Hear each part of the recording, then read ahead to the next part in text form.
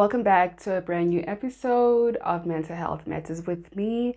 I hope everybody's been well. And this week, as the title suggests, we will be talking about why you should say no.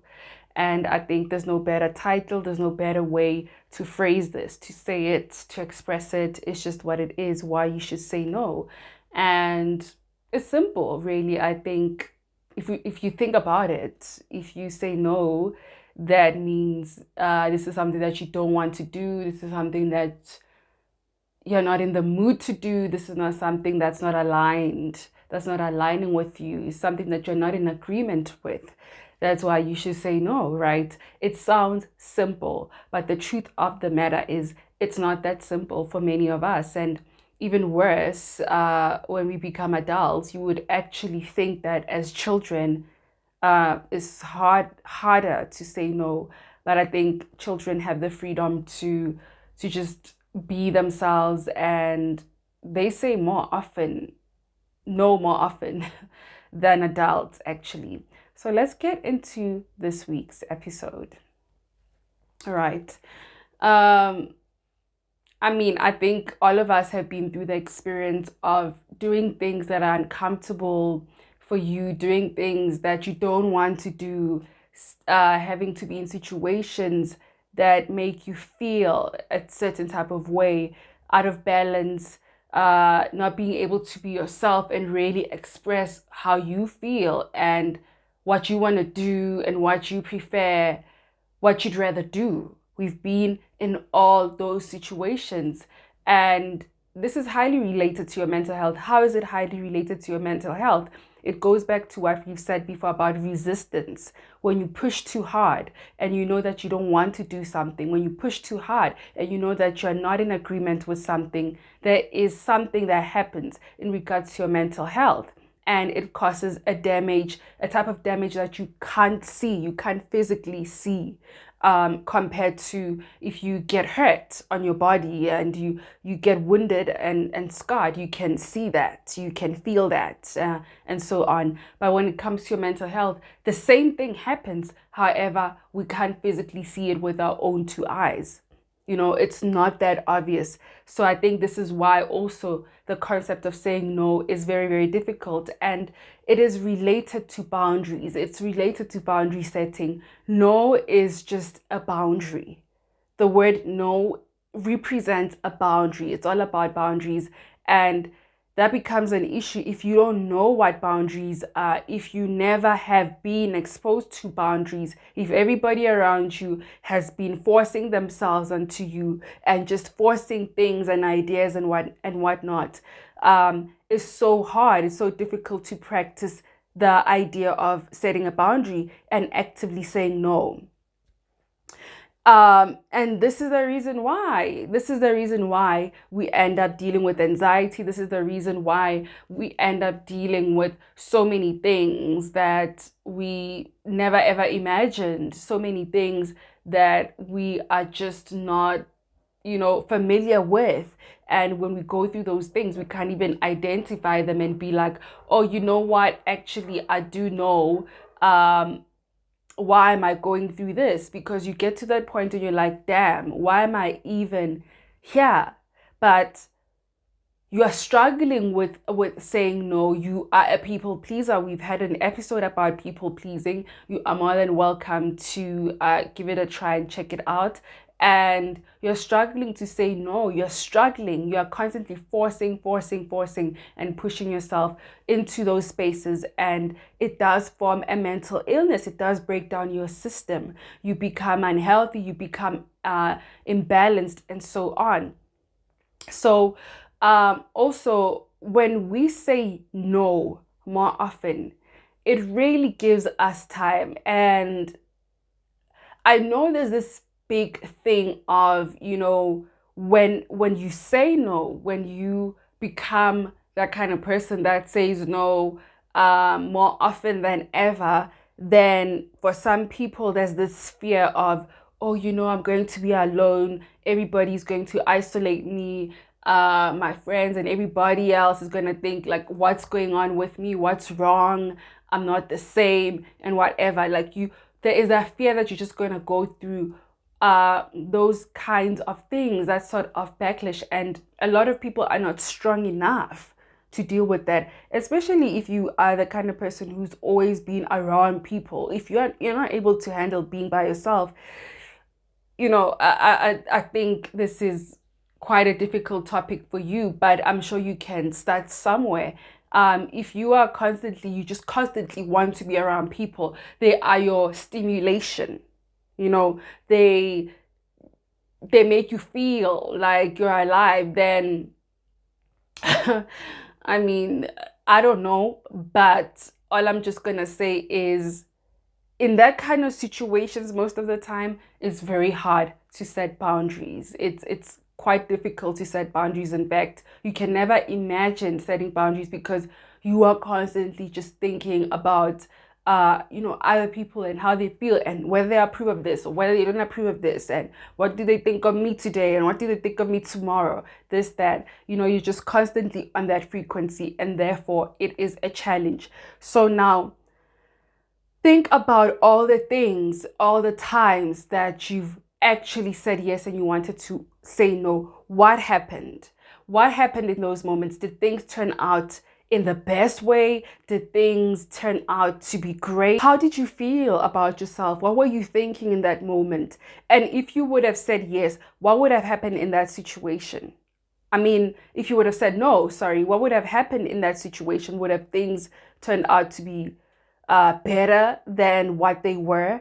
And what makes you feel like you can't say no? What is this big fear behind it? What is this monster behind you not being able to say no? I can't, I won't be able to do this. Not right now. I don't have this, I don't have that, and so on.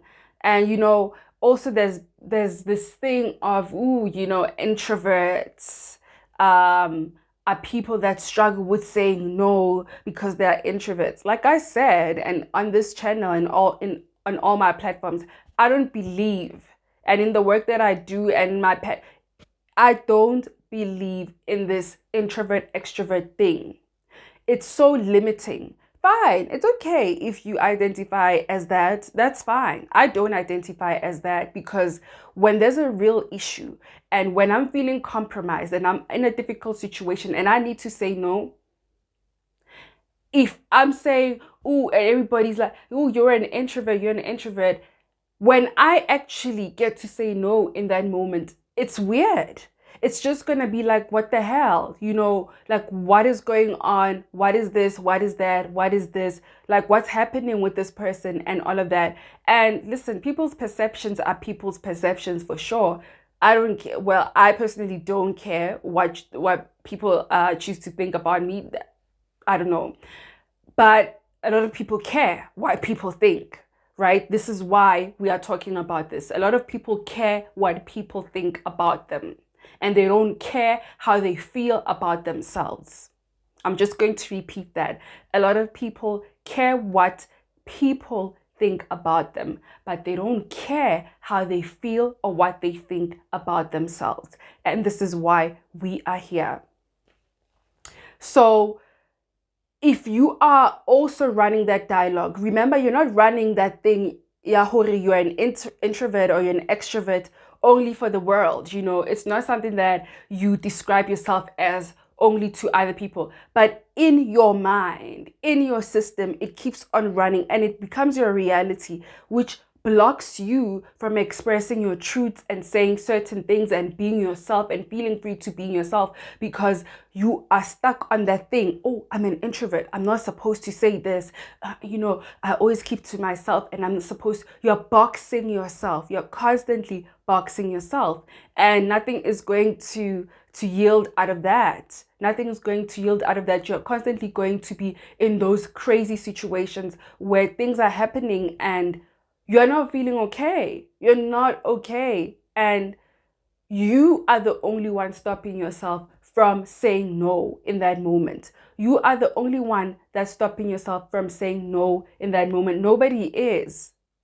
And we need to realize something. In order for you to gain respect for those that are high, For those that are highly concerned about getting the approval of other people and getting, feeling like you are acknowledged and feeling like you are respected in society and so on, trust me, if you say yes all the time, you're not going to get the respect that you deserve. You're not going to be held in high regards if that's what you want. Because what I'm doing here is that I'm acknowledging that we are different people. Some of us don't like all these things and why people think and they need to do this and that. That's not my concern. But for some people, that's a priority. You want to feel respected. You want everybody in the room to, to acknowledge you. You want to feel acknowledged. You want to feel like you matter and everything. And when you say yes to everything and everybody all the time, it's just a yes, yes, and yes. And you're not expressing your true feelings. You're not saying, no, hold a minute, wait a minute. I need to go think about this. And remember, no can be expressed in different ways. No can be, I need to go think about it. No can be, I won't be able to do it, but I can do it next time. No can be, I need you to hold on and give me more reasons and give me more details and give me more information as to why you want me to do this or as to why you want me to be part of this. No can be expressed in different ways. Sometimes a no is not just a clean no, and sometimes it is a clean no. But if you keep on saying yes and yes and yes, that is just going to be your role. That is just going to be, you're going to be a people pleaser. In some cases, a doormat to other people. In some cases, you're just going to, be that kind of girl or be that kind of guy where people just, they just know when they approach you for anything, whether the person is genuine about their request or whether the person is not genuine about their request, they just know that it's just going to be a yes from you. And those kinds of people don't gain any kind of respect. If that's what you want, you don't gain any kind of respect, and you are disrespecting yourself and dishonoring yourself as well because you have no boundaries. You're an open cannon. You're just open to everybody and anybody and everything, really. So I think if you know that it's extremely difficult, I mean, I can come up with 101 reasons as to why you should say no more often. But I think it's also going back and looking back at where you come from and why. What is the journey behind you being this kind of person that is not able to say no? What happened for you not to be able to say no? When you tried to say no in the past, did you get shut down a lot? Did you get dismissed, rejected, abandoned? When you tried to say no in the past, did it leave you feeling lonely and alone and isolated? When you said no in the past, did it take away something from you? Did it exclude something away from you? Was it scary? Did it make you feel anxious? Were you reprimanded when you said no? What is your journey? Where does that come from? And for some people, maybe you never had to go through all of that. Maybe when you actually said no, you were afraid that it would portray you as a bad person. You were afraid that it would portray you as this person who thinks highly of themselves. You were afraid that it would portray you as someone who is difficult to work with or difficult to be around.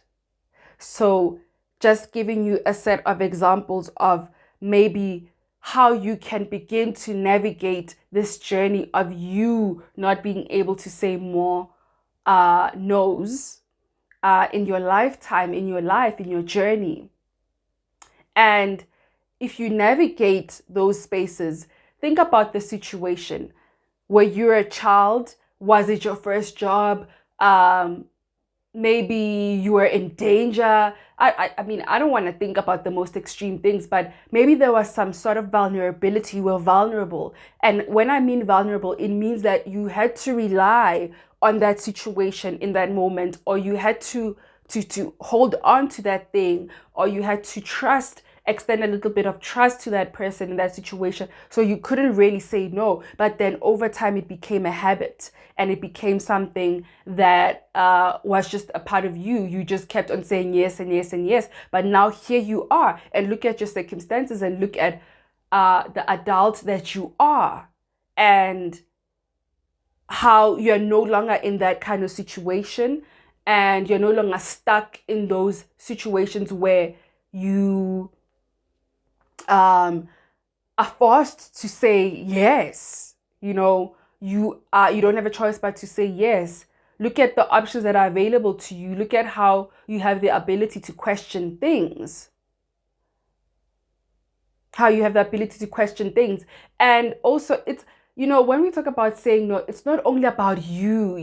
I'm just thinking about myself, I'm just considering myself and whatever. You're also thinking about other people. You're also finding out what's good enough for you and what's good enough for other people. How can I compromise? How can they compromise? How can I meet them halfway? How can they meet me halfway? It's a win-win situation at the end of the day. It's not a win-lose situation, but it helps you to be assertive. It helps you to stand up for yourself. It helps you to know your worth. And when you are dealing with hardcore decision making, your mental health system is able to back you up. Your mental health system is like, that backup power source. When you are constantly saying no, whenever you feel like you need to say no, you are building a foundation. You are building that back up, so that when you are in some crazy situations, really, it's so much easier for you to say no without thinking about it, without you holding back and feeling nervous and going through this and going through that. It just becomes an automatic process that is smooth. So I just hope that in this year, we'll be able to say no more often and give people reasons, open up to people, give them reasons as to why. And sometimes you don't have to justify anything and say it. I really, I don't have any reason why. I just don't want to do this. I just don't feel like doing this. And there will be a lot of manipulation. I think also, what I need to keep in mind is, as much as we are learning all these tools on what you need to do, what you need to say, this, that, the response, the feedback that you're going to get also can be a determining factor. It can either set you back to your old ways, where you're just like, oh, okay, fine, yes, right? Or where you're just going to feel terrible and bad. Remember, there's going to be people that are going to test your boundaries, people that are going to manipulate the life out of you, people that are going to pull up with that victim mentality and make you feel like you saying no is you crapping on them, but actually it's not. So you need to continue and repeat it and say it. I'm saying no and I'm standing firm. You need to be firm and see how that goes. And also a quick little exercise that you can do is just start with the simple things. You don't have to start with the big things if you're battling. For example, you're going out and your friend or your partner, your parent, your family, your colleague is like, let's have this, let's get this. And you are like, no, today I don't feel like this, I feel like that. Today I don't feel like this drink, I feel like that drink. Simple things. Today I don't want to get this color, I want to put on this color. That's it. Today I feel like having this kind of snack, and today I don't. The simple, mindless things. And then it will build up to the big things eventually. So I hope this can help you in this new year to set your boundaries firm and keep doing you. Thank you so much. Take care of yourselves, and I'll definitely see you next time. Bye.